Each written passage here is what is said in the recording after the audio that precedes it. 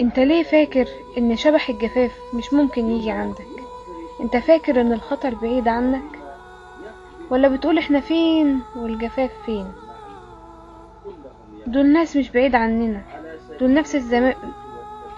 وزي ما في طوابير للعيش هنلاقي كمان طوابير للمية. دول جنبنا قوي. انت ما سمعتش الآية دي؟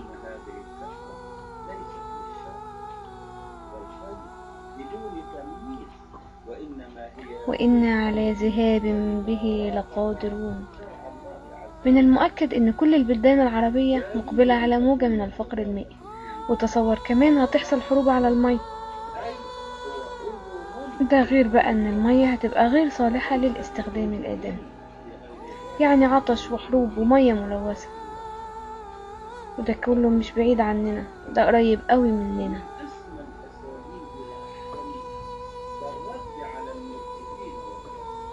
احنا مش واخدين بالنا من تحذير ربنا؟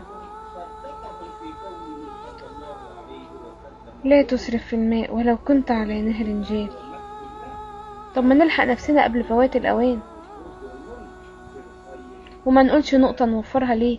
انت مش عارف نقطة على نقطة ممكن تعمل ايه؟